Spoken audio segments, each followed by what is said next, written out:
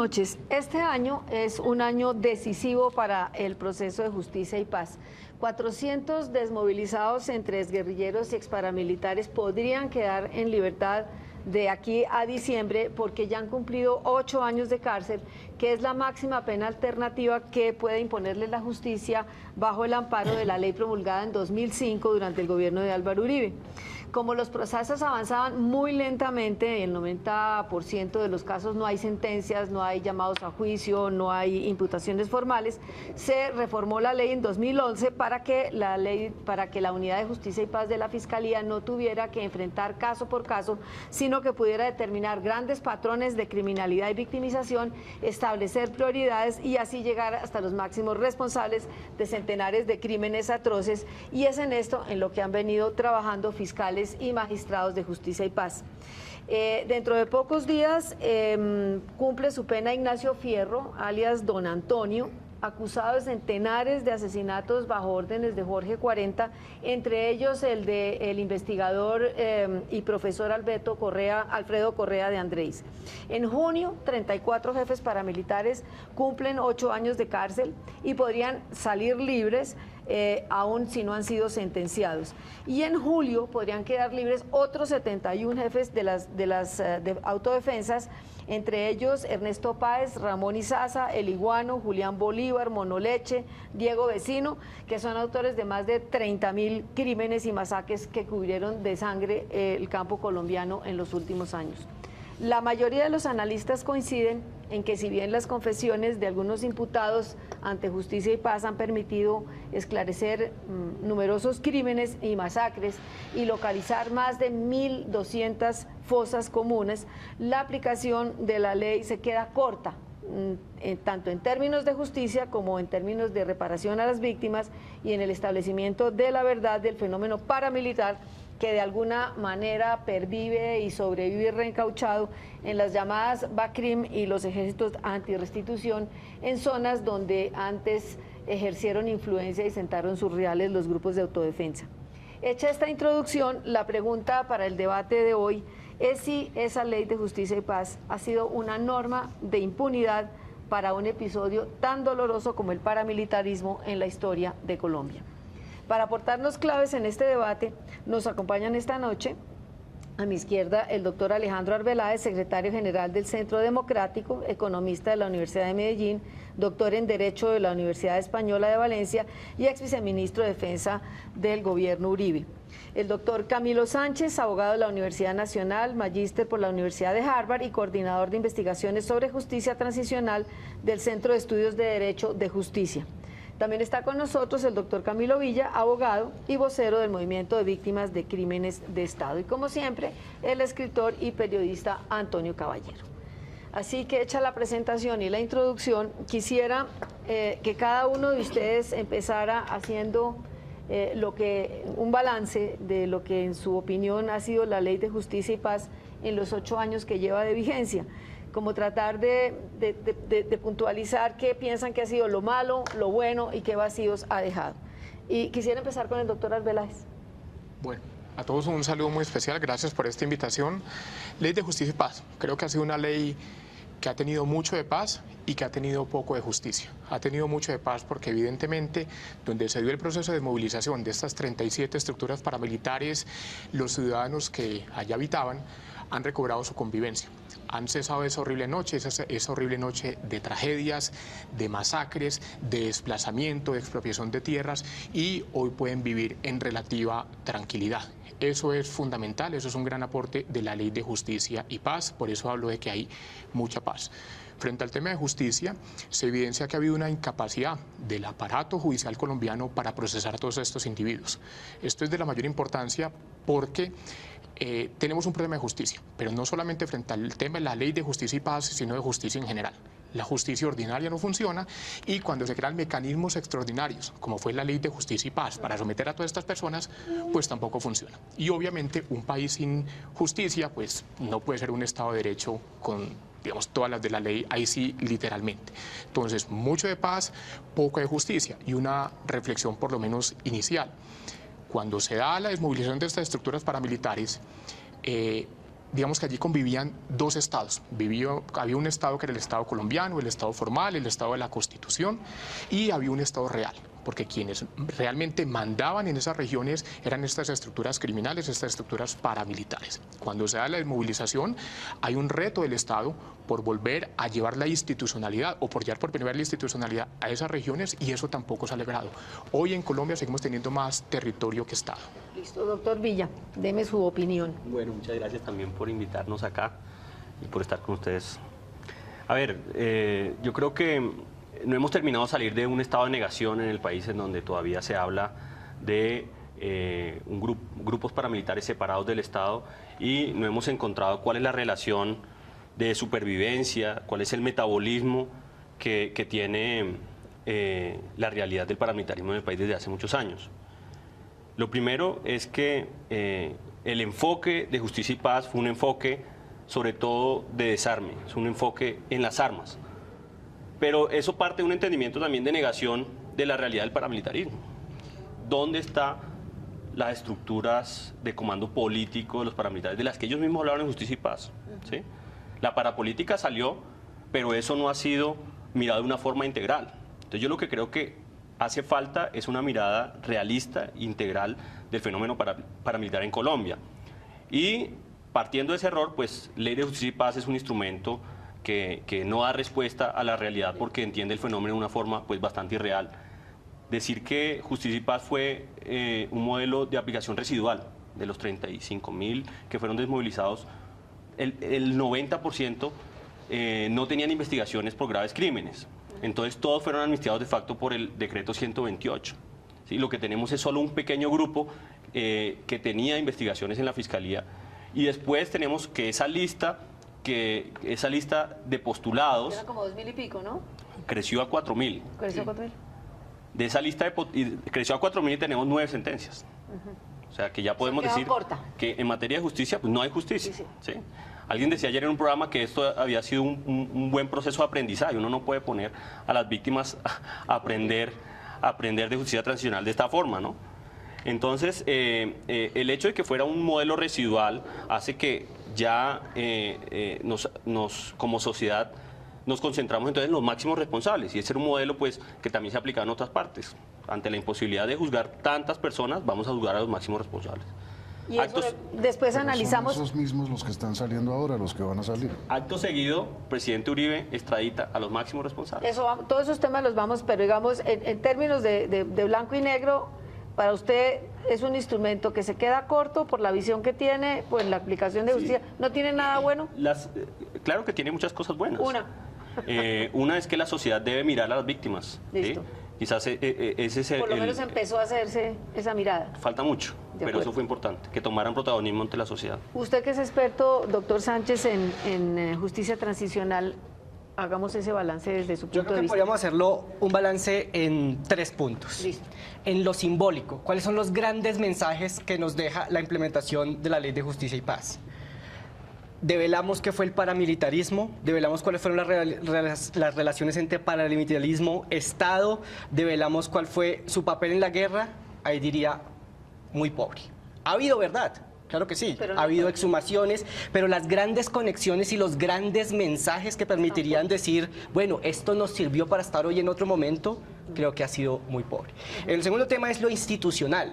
Logramos establecer ese mecanismo que se decía, yo recuerdo cuando empezó Justicia y Paz se decía, es que este es el primer país del mundo en el que logra desmovilizar un ejército ofreciéndole cárcel.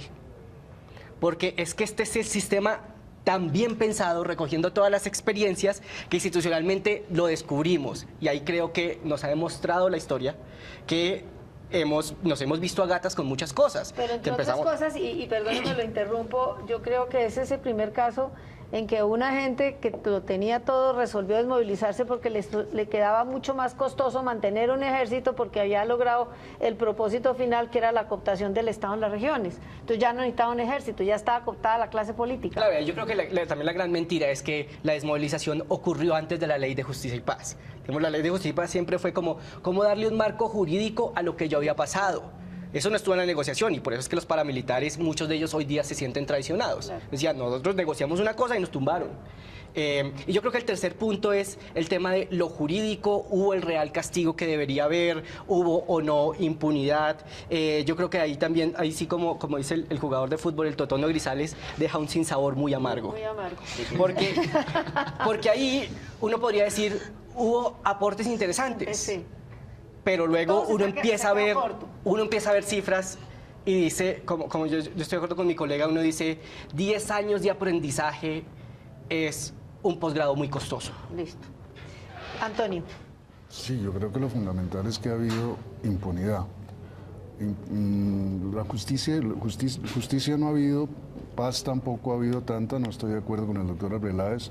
Por el contrario, en donde existían los grupos paramilitares están ahora las BACRIM, que es simplemente la misma organización con un nombre diferente. Y sobre todo no ha habido ningún momento dado, no se ha llegado a las estructuras políticas. Me parece que eso es así porque la ley estuvo mal diseñada, porque estuvo diseñada justamente, se hizo en un Congreso dominado en un tercio al menos por los paramilitares, porque no ha habido justicia en los 8 años que han transcurrido, desde las 9 condenas para decenas de miles de crímenes, y porque no ha habido en ningún caso o casi ninguna reparación. Una de las condiciones para quienes se desmovilizaron era que repararan a sus víctimas y que dieran con sus bienes expoliados a las víctimas, cosa que no han hecho en lo más mínimo. Bueno, hablábamos al comienzo en la introducción de que, dada la lentitud en que avanzaba la Unidad de Justicia y Paz en estudiar caso por caso, se reformó la ley en el 2011 para establecer patrones de criminalidad de victimización y priorizar casos para lograr llegar a los máximos responsables. Ha sido buena esa reforma, permite abrigar que la esperanza de que rápidamente lleguemos a la judicialización y a las sentencias de esos máximos responsables, y cómo afecta los derechos de las víctimas esa nueva ley. A ver, doctor Arbeláez o doctor Sánchez. Todas las reformas que se hagan para buscar que haya justicia son bienvenidas. El problema es que nos estamos quedando en letra escrita, no más. La ley de justicia y paz estuvo bien diseñada. Era una ley que no estaba conduciendo a la impunidad. Era una ley que buscaba una cárcel moderada para quienes hubieran perpetrado crímenes contra la sociedad colombiana. Pero ¿qué sucede? Que cuando esta gente se desmoviliza y se le entrega al sistema judicial, el sistema judicial no opera. Eso nos tiene que llevar a una profunda reflexión. Yo insisto, más ahora que se está negociando con las FARC en La Habana, que está el marco jurídico para la paz, y que no vamos a repetir lo que ya aconteció con la Ley de Justicia y Paz, que es que la estructura de la parte de justicia sencillamente no es capaz de procesar toda esta cantidad de casos. Los crímenes de los paramilitares se calculan en 344.000, los calcula la misma Unidad de Justicia y Paz de la Fiscalía, y vemos que hay poquísimas sentencias. Entonces, ese es un punto que hay que mirar. No es un punto solamente de estos procesos de paz, sino en términos generales, porque no hay justicia para los paramilitares desmovilizados, no hay justicia para los guerrilleros que se desmovilizan y no hay justicia para el ciudadano que es agredido en la calle. Entonces, podemos hacer las mejores reformas del mundo, pero se nos quedan en letra. Ferdinand Lasalle decía, las constituciones solo existen cuando habitan la mente de los hombres. Hasta ahora es papel. Yo tengo una discrepancia en opinión. Yo creo que no es un buen diseño cuando uno diseña algo cuando no tiene los recursos para echarlo a andar. Es como si yo planeara comprar una casa de 500 millones y tengo 25, pues creo que ahí hay un problema de mi diseño. ¿Y eso lo está diciendo con respecto en general a la ley o a la reforma de la ley? Yo creo que en general la ley. En general la ley, digamos, si el esquema era ambicioso, debía tener los instrumentos para cumplir con su ambición. ¿Y la reforma, digamos, trata de corregir eso? Ahí yo creo que depende de uno cómo vea cuál es el objetivo de la ley. Si el objetivo de la ley es procesar a los que están, la reforma es muy buena. Si el objetivo de la ley es a través del procesamiento conseguir verdad, justicia y reparación, ahí ya no es tan buena. Ajá. Porque lo que permite es definitivamente desengordar el proceso, porque el proceso de justicia y paz era altamente complicado. Al principio decían, no, es que como es facilísimo, porque la gente va y canta, entonces el proceso va a ser en 3 meses, todo el mundo condenado, en 8 años salen. ¿Qué resultó? Resultó ser que cada audiencia era un proceso judicial enorme. Enorme por los debates de derecho, por los abogados, pero también por las cuestiones prácticas. Entonces, traer el... Pero eso se tradujo también en que todos pagaron 8 años de cárcel. Todos los detenidos pagaron 8 años de cárcel, pero no todos los postulados pagaron 8 años de cárcel, Antonio. Porque hubo mucha gente dentro del proceso que no fueron a la cárcel. Claro, por eso es que tenemos esas cifras tan dispares. Claro, Tenemos pero claro. los casi 5.000 que fueron postulados, pero luego de esos cuántos ratificaron su postulación. Es decir, lo que decías tú, cuántos siguieron el proceso, allá va bajando a 2.500. Y esos cuántos estuvieron presos, entonces allá hay como 2.000.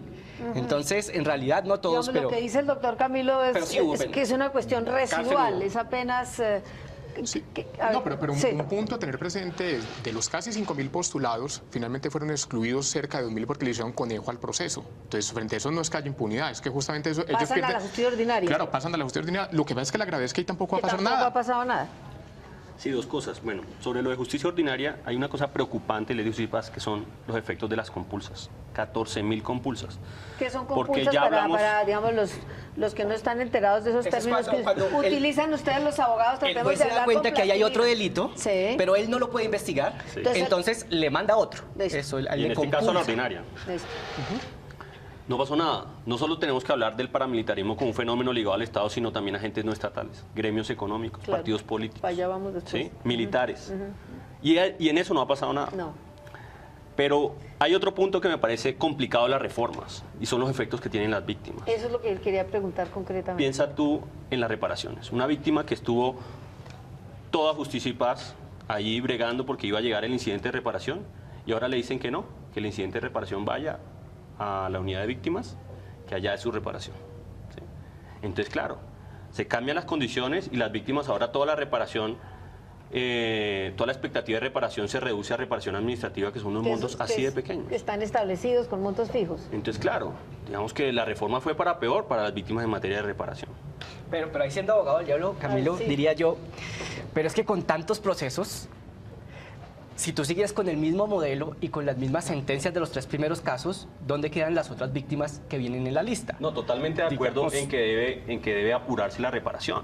Pero si eso es a costo de que se tengan que renunciar a la reparación judicial las víctimas, es un Quiere jarequí. decir que quedan reducidas a reparación administrativa, pero muchas veces lo que han dicho también es que a veces las víctimas le dan prelación a la verdad más que a lo que les den, ¿no? La reparación en ese sentido, digamos, económico, que lo que las víctimas buscan es que les digan dónde están sus muertos o por qué les pasó los que les pasó, y que aquellos que los hicieron víctimas realmente paguen algún castigo. Sí, ¿y con qué bienes se va a pagar la reparación? Porque antes estábamos concentrados en sacar los bienes de los paramilitares, pero ahora eso como que ha pasado a un segundo plano porque tuvieron muchas complicaciones, restitución de tierras pasa lo mismo, y entonces vamos a reparar por lo bajo a todo el mundo y en la forma en que lo están reparando, porque si tú le preguntas a una víctima cómo lo están haciendo, primero le dan un numerito para que espere varios años y después le dan la reparación por cuotas mensuales, que eso no significa sirve mucho. nada. ¿Sí? Ese punto, perdón, muy pequeño. Breve, porque nos llaman Yo sí a- creo que donde podemos tener consenso de que fue un gran fracaso Justicia y Paz es en los bienes. Ya. En la recolección de bienes, Ahí creo está, que pincha totalmente. Total. Hacemos una breve pausa y volvemos en unos momentos.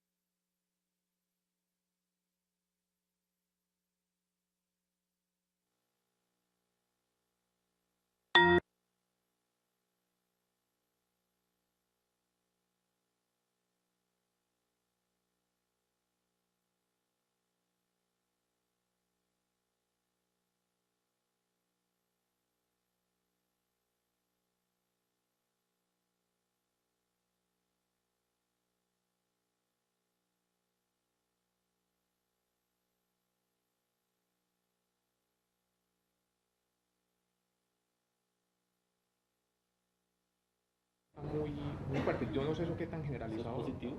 Yo sí creo. Es decir, ver Pues la sí, mamá sí. del muchacho que se lo mató, Que logran reconciliarse, sí. Me parece que se cierran una... Yo creo que el abrazo tiene que ser en condiciones.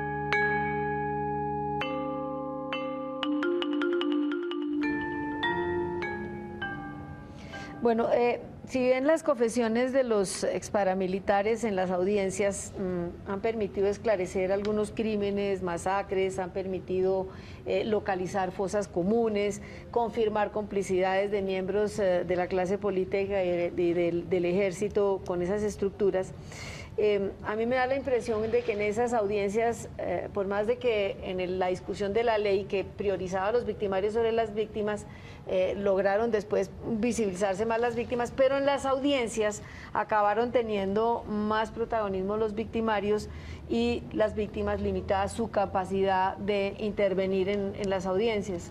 Doctor Camilo, usted que está cerca de las víctimas, ¿cómo vio eso? Otro error de diseño es que las versiones libres precisamente eran un atajo para no tener testimonios confrontables. Y en mi opinión y en la opinión de muchas víctimas, esas versiones libres normalmente intentaron justificar los crímenes de los paramilitares y estigmatizaron a muchas víctimas. Imagínese una mujer en un municipio aliado del país donde la autoridad es la iglesia y los militares diciendo que paramilitares con ejército le habían matado al hijo. Entonces quedó ahí desprotegida y estigmatizada ante todo el pueblo. Y además con la idea de que a su hijo lo habían matado por algo, ¿sí? O sea, yo creo que fueron tremendamente dañinas las versiones que además no fueron públicas. Lo que hay que recordar es que aquí se negaron a que fueran televisadas las versiones, que para la sociedad es muy importante conocer Sudáfrica, muchos procesos en donde esa fue la clave, que la sociedad conociera y empezara, digamos, a tener un proceso de reconocimiento de la realidad de la violencia. Doctor Arbeláez, entiendo que usted tiene una experiencia distinta. Nos estaba contando fuera de cámaras que había sido gobernador encargado de Arauca durante unos 8 meses. Durante un semestre. Un semestre. Y que le tocó presenciar algunas de esas audiencias. Sí, justamente todo. ¿Qué vio usted? Yo vi una experiencia muy distinta. A ver, primero, la ley de víctimas busca centrarse en la víctima, con una reparación integral. Esa reparación es moral por un lado y también es económica por el otro. Yo creo que la reparación moral, el derecho a saber la verdad, qué pasó con su ser querido, se ha logrado parcialmente. La prueba es que se han descubierto, por confesión de los mismos paramilitares, más de 4.000 fosas comunes con más de 5.000 cadáveres. Digamos, entregarle el cadáver a un ser querido ayuda. Es una tragedia que nunca podrá ser superada, pero por lo menos ayuda a sanar heridas. Falta, y estamos de acuerdo, en la reparación económica. Por eso el gobierno en su momento sacó la reparación por vía administrativa y está pendiente, es un tema de la Administración de Justicia, el que los paramilitares confiesen sus crímenes, entreguen sus bienes y esos bienes ayuden a reparar a las víctimas. La experiencia de Arauca, muy brevemente, me tocó presenciar encuentros cerrados, encuentros sin medios por la intimidad que ello implicaba de los victimarios con las víctimas. ¿Qué me tocó? Madres cuyos hijos habían sido asesinados por paramilitares del bloque Héroes del Llano, abrazarse con los victimarios en un proceso de reconciliación. Eso es una reconciliación simbólica, pero eso tiene una profunda significación. Si nosotros no somos capaces de pasar esta página, seguiremos en una espiral, en una vorágine de violencia, quién sabe por cuánto tiempo más. Sí, solo una cosa en mi opinión, los procesos de reconciliación están un poco mal vistos porque se está llegando al final antes de ver todo el proceso, y lo que tenemos que pensar es, bueno, esa víctima en qué condiciones de igualdad o desigualdad estaba con el paramilitar. Ya había habido una sentencia, se conocía una sentencia que declaraba justicia en ese caso, ¿sí? Porque claro, una víctima puede ir a abrazarlo y eso no quiere decir que hubo reconciliación. El perdón se lo están planteando a las víctimas antes de que lo pidan los victimarios, y eso es lo más complicado. Doctor Sánchez, le queda a uno también la sensación de que los crímenes de género, los crímenes contra las mujeres, el reclutamiento de niños fue algo que se pasó por encima, que eso quedó invisibilizado, que quedó como de segundo orden. ¿Qué piensa usted de eso? Sí, yo creo que uno de los grandes temas del develamiento de la verdad en Colombia es que siempre ha habido grupos sociales marginados que han sufrido la violencia y que luego sufren la falta de acceso a la justicia. Violencia basada en género es uno de los grandes casos. Con toda la violencia que hubo en Colombia, los casos que tenemos son simbólicos y muy pocos. Y donde hay realmente muy poca posibilidad de que las víctimas confronten lo que sucedió y puedan acceder a la justicia. Porque hay barreras sociales, hay barreras institucionales y hay todo el tema de una gran desconfianza en el proceso de justicia. Yo creo que en eso la Fiscalía y el país ha ido aprendiendo, de nuevo, a un costo muy alto, pero se ha ido aprendiendo, se ha ido intentando hacer cosas, pero en general son dos temas que han pasado con muy poca relevancia. Y porque a la sociedad le ha importado en realidad muy poco. Yo estoy de acuerdo con lo que decía mi colega acá, que las versiones libres no sirvieron para lo que quisieron servir. A ver, ¿por qué se esperaba que las versiones libres condujeran a la verdad? Me parece mal planeado desde el principio. No vienen los victimarios a confesar exactamente todo lo que no saben, van a confesar únicamente lo que sabe el Estado. Y no lo que saben ellos. Claro, pero bien analizado. ¿Cómo llegar a la verdad? La falta de verdad impide tanto la reparación como la justicia. Claro que sí, pero yo creo que bien canalizado debieron haber llevado a propiciar un debate sobre la verdad. Es decir, esa era una parte, un relato heroico en su mayoría. Yo creo que hubo gente que tal vez contó su verdad. Lo que pasa es que eso no propició ningún debate. Eso le pasó a la sociedad por debajo de los pies. Pero un poco tiene que ver con que las audiencias no fueran públicas, por un lado, y por otro lado, acuérdense una frase que hizo Carrera del hoy prófugo comisionado Restrepo, que dijo, la sociedad no está preparada para la verdad. ¿Colombia está preparada para conocer esa verdad? ¿La verdad del paramilitarismo? Porque de esa tenemos algunos fragmentos. Preparada para sufrirlo, está naturalmente preparada para conocerlo, claro que sí. No hay otro camino tampoco, ¿no? Claro, yo creo que en este tema, la verdad, a ver, hay de todo. Primero, la ley estuvo diseñada, la ley como fue aprobada, con control de la Corte Constitucional, implicaba la confesión total de los crímenes. Cuando uno de los paramilitares que se acogía el proceso de justicia y paz no confesaba esa totalidad de los crímenes, pues perdían los beneficios. Ahí señalo yo una ineficiencia seria, estructural del aparato de justicia. ¿Dónde está la Fiscalía con su unidad de justicia y paz para decir, no señor, usted no está confesando la totalidad de sus crímenes? Hay una deficiencia grande, y yo no creo que el tema sea solamente que Colombia no está preparada para la verdad. Yo creo que sí, y bien lo dice usted, Antonio, si padecimos la violencia paramilitar, pues cómo no vamos a estar preparados para recibir esa verdad por dura que ella sea. Lo que yo veo es que las instituciones de Colombia no están preparadas para asumir el posconflicto. Estamos en el proceso de negociación con las FARC. ¿No será también que las instituciones, por ejemplo, el caso del Ejército, en el caso del Congreso, en el caso, no están preparadas, no, sino que no quieren, porque hay demasiados tentáculos en la institucionalidad que mejor dejar así, como No, dicen? mira, yo no creo que a nivel institucional, yo no creo que haya posiciones institucionales en contra de la paz. habrá que ponerle gradualidad a esa paz, si es con impunidad, si no es con impunidad, elegibilidad, no elegibilidad, etcétera, etcétera, que eso será otra discusión. Lo que yo digo es que no tiene la capacidad de procesar lo que se viene, y sobre todo en la rama judicial. Es que la rama judicial es un caos, con paramilitares desmovilizados o sin paramilitares desmovilizados. Es que aquí no hay justicia, o la poca justicia que existe además está politizada para un lado y para el otro. Entonces ahí perdemos todos como país. Pero yo creería que el gran hueco a la posibilidad de conseguir verdad, como grandes mensajes, fueron las extradiciones. A eso le iba a Y preguntar.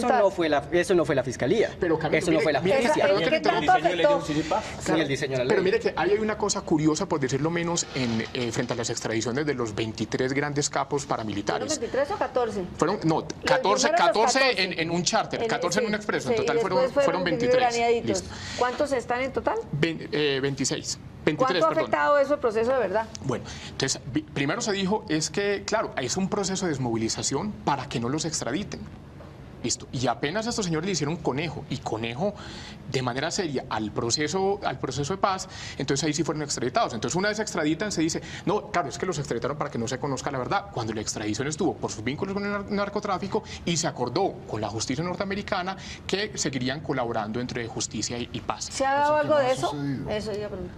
Estados Unidos para colaborar judicialmente tiene que hacer un acuerdo con el país, y eso, entiendo, no se ha hecho con ningún país. O sea, eso es muy difícil de hacer. Pero ¿Les importa además, más el narcotráfico que los crímenes de pero guerra además, de como lesa usted lo humanidad? dice, se puso por encima el delito del narcotráfico al de miles de víctimas, de masacres, ejecuciones. Pero Camilo, mire, Doctor Sánchez, ¿ha habido intercambio, como se ha dicho, o no? ¿O es limitado? ¿O hay Es muy algo? precario, es muy limitado porque depende de muchos factores. Algunas de las personas que han sido extraditadas han seguido participando del proceso. En algunos casos esa participación ha sido efectiva, en otros ha sido muy complicada, porque depende de mil cuestiones. Depende del director de la prisión que lo saque en el momento que haya audiencia, donde hay televisión y que haya televisión ese día. Depende del fiscal o del juez que no tiene nada que ver con el Ministerio de Relaciones Exteriores, que entonces ha sido muy, muy dispar. Y sobre todo que los incentivos de participación pues se han venido al suelo. La gente que dice, bueno, ya no colaboro más porque este no era mi negocio, entonces ha dejado de participar. Entonces no solamente es una cuestión, creo yo, de si existe voluntad, de si están cumpliendo o no. Logísticamente eso generó grandes problemas, y además dio el gran mensaje, y yo insisto mucho con estos grandes mensajes, que era el primer escollo del proceso. El diseño institucional decía, páselos a justicia ordinaria. Sí. Pero la decisión fue de Airlines al otro día en prisiones de los Estados pero Unidos. esto nos lleva a otra reflexión, o a varias reflexiones. Uno, Pero entonces ahí sí queda uno el interrogante. Si la ley decía estaban delinquiendo, ¿por qué no pasarlos a justicia ordinaria y más bien y los extraditaron?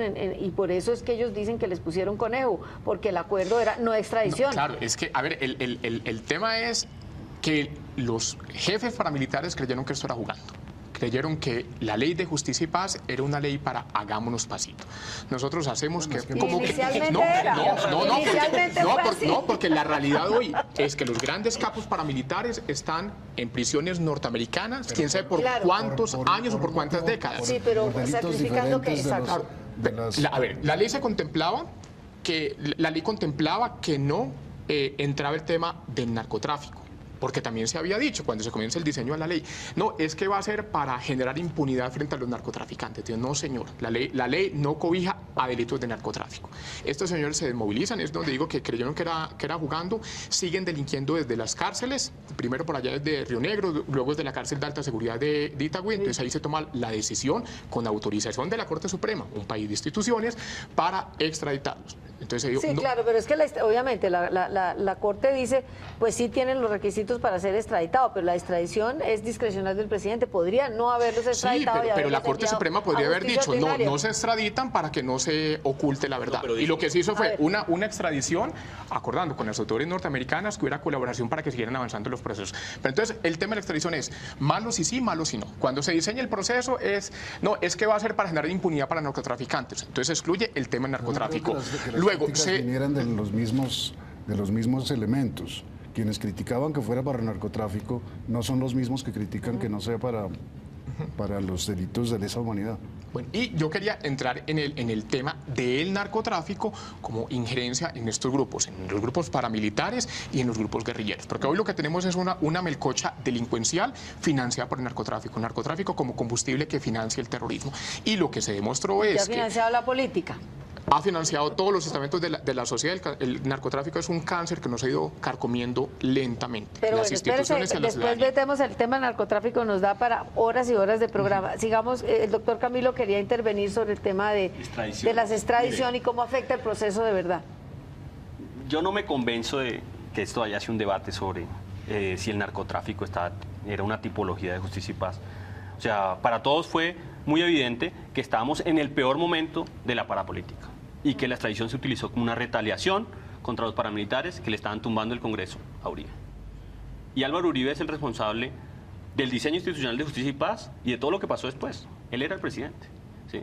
Entonces, para mí es un argumento un poco débil que esto se dio por un debate de tipologías interiores de justicia y paz cuando era evidente que había que sacar del tablero a estos tipos porque estaban diciendo mucho, ¿sí? Pero entonces estaban diciendo o no estaban diciendo. Ahora mencionabas que No, las estaban audiencias que se daban no confesaban nada. No, es que estaban, Sí. estaban diciendo, creo que comprometían a altos heliotropos, pero no estaban diciendo la verdad que favoreciera a las víctimas, más o menos. Claro, no, pues la parapolítica le creó problemas profundos a Uribe en la gobernabilidad. Y es que eso fue evidente, o sea, no lo digo yo, lo ha dicho mucha gente, lo dicen los medios.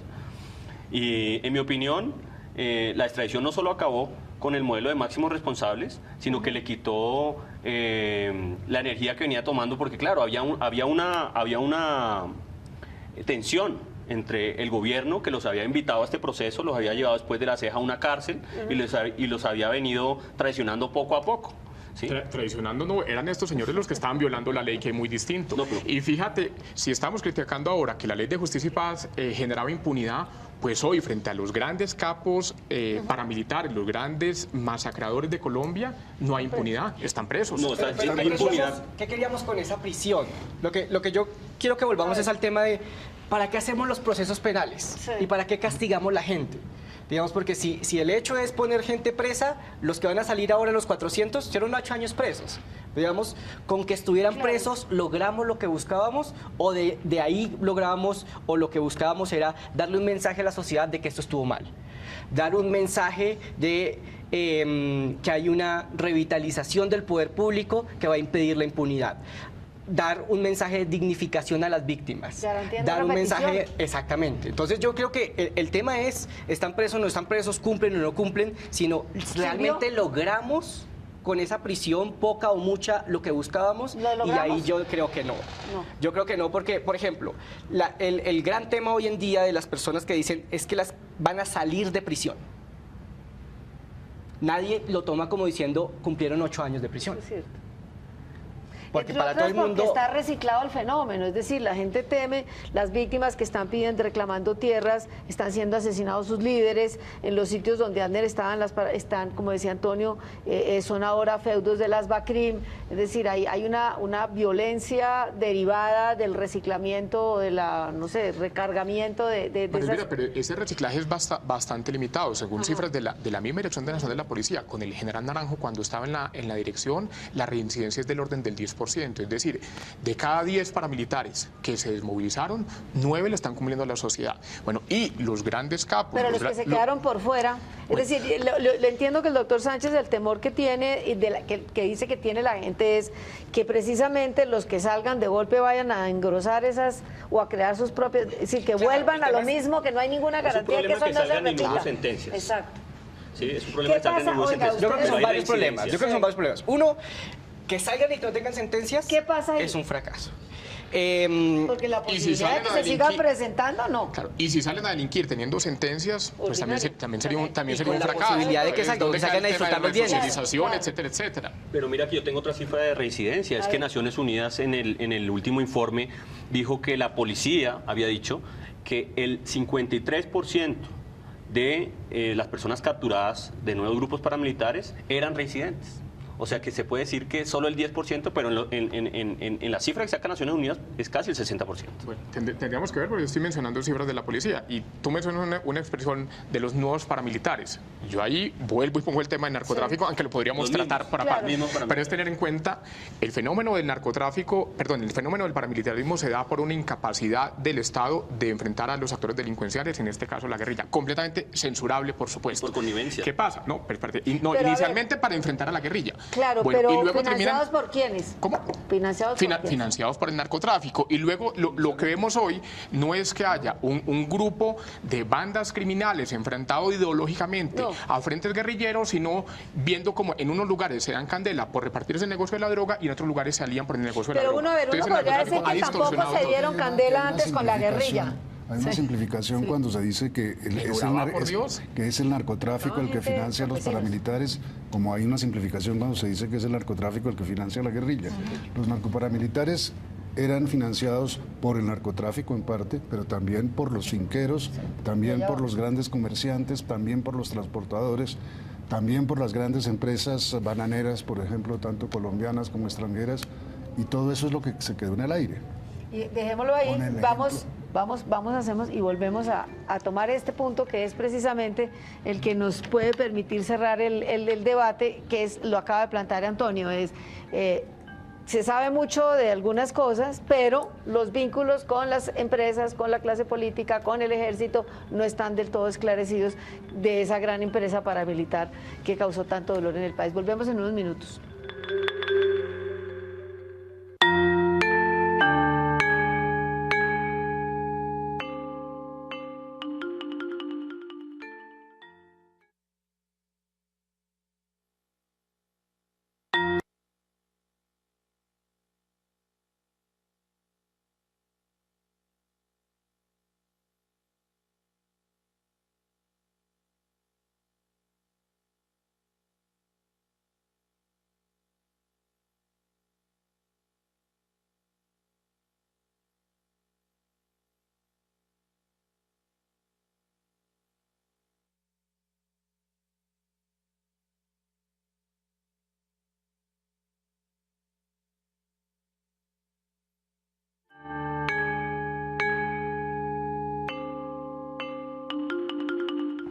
Bueno, Antonio planteó ya el punto ya para cerrar. No, que me parece abusiva la simplificación de decir que el narcotráfico es el financiador único del paramilitarismo, cuando ahí participaron grandes empresas, grandes hacendados, transportadores, grandes comerciantes de los pueblos y empresas multinacionales también. Es decir, hemos logrado algún procesamiento de la información que se ha recibido, verdades parciales, pero muy poco se ha basado en la investigación del papel de empresarios, de multinacionales, del ejército, de miembros de la fuerza pública. ¿Cómo ven ustedes eso? ¿Creen que hay alguna esperanza de que eso al fin se llegue? Yo creo que es una buena pregunta. 8 años después, ¿desmantelamos el monstruo? ¿O simplemente atacamos su aspecto militar? No fue mal o bien, pero la estructura, la atacamos, la enfrentamos, su estructura, su soporte económico, su soporte político, y yo creo que ahí... ¿Su soporte cultural? Y su soporte cultural, su soporte cultural y social, y yo creo que ahí no hemos ni empezado.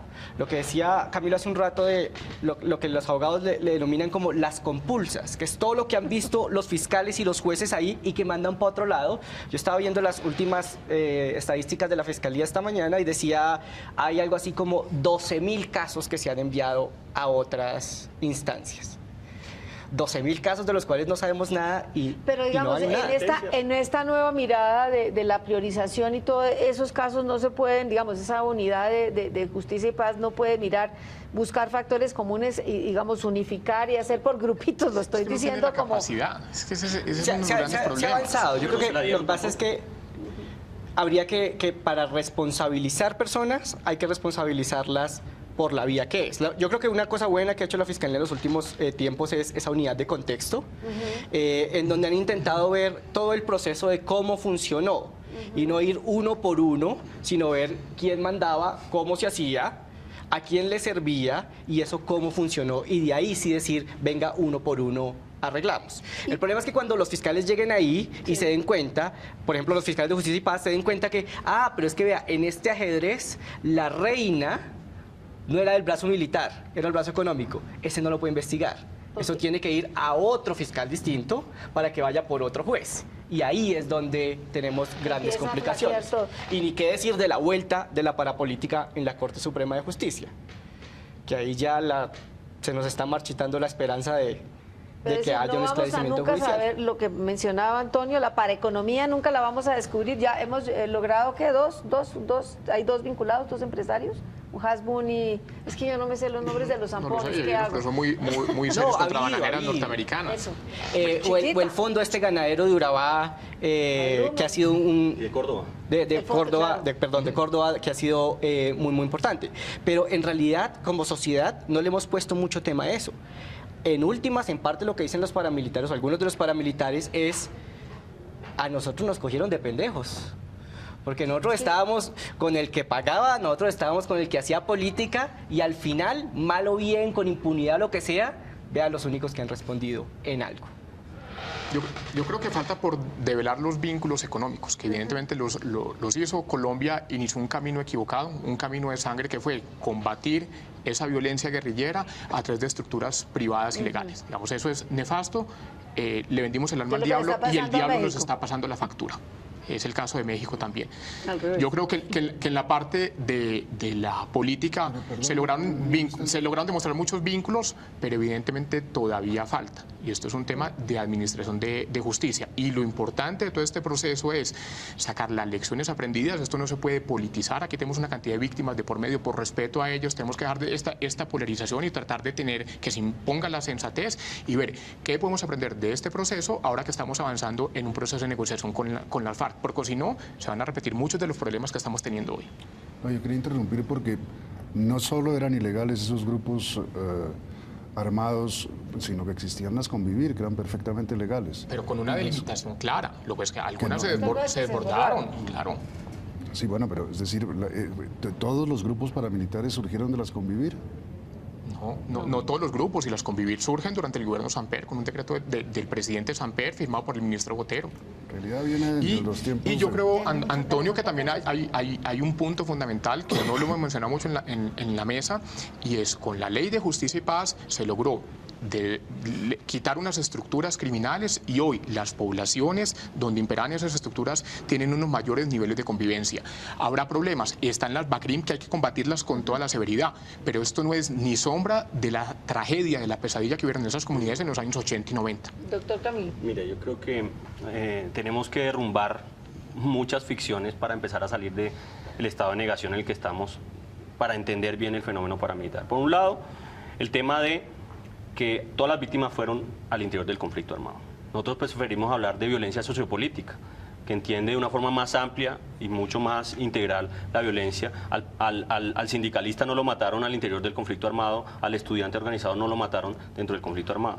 Eso hay que derrumbarlo.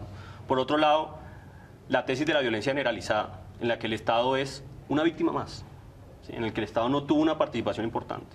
Nosotros no podemos juzgar los crímenes del Estado, que el paramilitarismo hace parte de los crímenes de Estado, ¿sí? No lo podemos ver como un momento aparte, independiente, no. Es evidente que hubo connivencia, lo dice en la sentencia de la Corte Interamericana, lo ha dicho la Corte Suprema de Justicia aquí. Entonces, creo que hay que derrumbar esa idea de la violencia generalizada y darle su puesto al Estado dentro de la violencia. Tenemos que ver cuál ha sido la participación del Estado. Y tú decías que no hay políticas institucionales. Y yo creo que sí hay políticas institucionales. ¿Y qué son los falsos positivos? Sino el producto de una política de recompensas que dio esos resultados, ¿sí? Entonces, creo que debe haber una reforma institucional que debe pasar por una depuración profunda de las tres ramas del poder público, y que permita que tengamos un Estado para el posconflicto, por lo menos para el posacuerdo. Doctor Arbeláez dice que no estamos preparados para el posconflicto. Doctor Sánchez. Lamentablemente. Sí. Yo creo que nos falta muchas cosas, y yo creo que deberíamos aprender también de grandes errores que cometimos en este proceso de... ¿Cuáles cree usted que son los grandes errores que nos deben servir para corregir?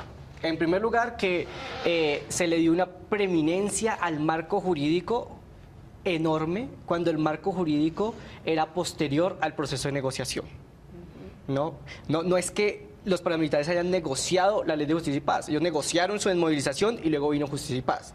Yo creo que eso ha demostrado que luego eso no llenó las expectativas y que fue un fracaso. Yo creo que justicia y paz era parte de toda la política que tenía más cosas. Como bien decíamos, justicia y paz era un pedacito de los desmovilizados que habían cometido lo más grave, pero estaba luego todo el resto y en eso yo creo que el proceso de desmovilización tuvo grandes problemas. Eso que iban a las entregas de armas, llegaban sin armas, no les cogían cédula, luego el Estado no tenía ninguna posibilidad de saber quiénes habían sido, ni si eran o no eran, luego todos los paquetazos que se metieron de gente de, hay desmovilización, bueno, vengan. Pues vendieron franquicias a narcos, abiertamente narcos. Yo creo que eso es un gran problema. Narcos hoy extraditados. Sí, bueno. Plantear instituciones sin tener cómo echarlas a andar es hacer promesas vacías.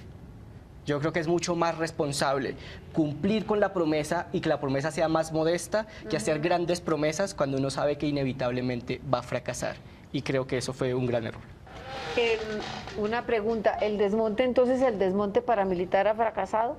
Reincidencia, rearme, nuevos grupos paramilitares, yo creo que ha fracasado. Doctora No, Arbeláez. yo no creo de ninguna manera y hago una acotación a lo que planteaba Camilo Sánchez.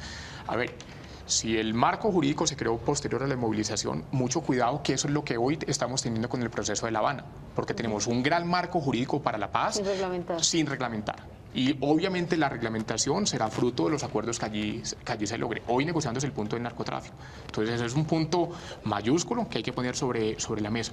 Yo no creo de ninguna manera que el desmonte del paramilitarismo haya fracasado. Yo creo, insisto, que las comunidades hoy viven con mayor tranquilidad, han tenido una reparación moral no suficiente, han tenido una reparación económica, sobre todo por vía administrativa, que no es suficiente, por supuesto, y hoy estamos desarmando ese monstruo. Tenemos que tener mucho cuidado porque con el tema de las BACRIM, que son reflejo de una ausencia del Estado en determinados territorios, no solamente frente al tema del narcotráfico, sino de la minería ilegal, de las extorsiones generalizadas, etcétera, etcétera. Si no frenamos ese monstruo, puede ser el brote de nuevos fenómenos de violencia. Yo no sé si se llamará paramilitar o no, espero que no, pero violencia al fin y al cabo. Y el nombre de la violencia al final lo terminamos pagando todos. Antonio. Sí, hay que frenar ese monstruo, estoy de acuerdo con el doctor Arbeláez, pero él mismo dice que no tenemos, que el Estado colombiano no tiene la capacidad física para frenar ese monstruo, que no estamos preparados para el posconflicto, lo cual nos condena a continuar en el conflicto. No, nos tiene que llevar a la profunda reflexión de ver cómo reformamos las instituciones del Estado, sobre todo la Administración de Justicia, que no está siendo capaz de procesar los fenómenos de violencia ordinaria o extraordinaria que tiene la sociedad colombiana. Sí, de acuerdo. Naturalmente, esas son esas reformas las que se necesitan y las que se han venido proponiendo desde hace muchísimos años. No creo que sea una novedad proponer reformas de la justicia, incluso la más reciente y la peor, tal vez no tiene ni 2 años. Pero usted dice precisamente que no existen las capacidades técnicas del Estado colombiano para enfrentar ese monstruo. Sí, es una reflexión que hago justamente para ver cómo corregimos eso. Le pongo el ejemplo de la justicia y le pongo otro ejemplo, el sistema carcelario. Nosotros teníamos la cárcel de máxima seguridad de Itagüí y estos señores paramilitares, los grandes comandantes, se la pusieron de ruana.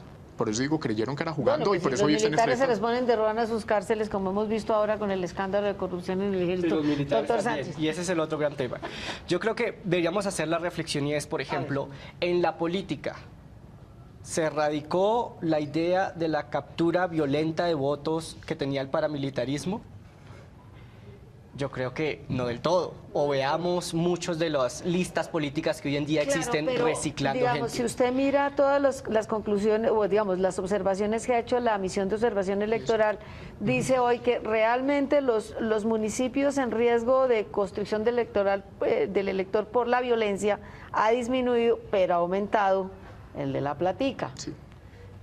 O sea que parcialmente, digamos, las estructuras militares de esa cultura paramilitar se han disminuido, pero la cultura misma no ha cambiado. Sí, ya ¿Podría no decirse votan por el eso? fusil en la Digamos, cabeza, sino votan por el Estoy dinero. improvisando, pero ¿cómo ve usted esa...? Sí, estoy totalmente de acuerdo. Entonces, el punto de partida que deberíamos tomar es ¿Cómo evitamos la reincidencia de las violencias, la perpetuación de la cultura del autoritarismo? Esas son las grandes preguntas que yo creo que deberíamos hacernos y que creo que un modelo de judicialización puede contribuir, pero no lo es todo. Y yo creo que eso es uno de los ponemos grandes demasiado temas. énfasis en la cárcel y en los Justicia y castigos, Paz más puso un que en el cambio de grandísimo costumbres. énfasis en eso y esperaba que con eso todo el resto cayera como castillo no, de y naipes eso no es y ya cierto. vimos que eso no funcionó.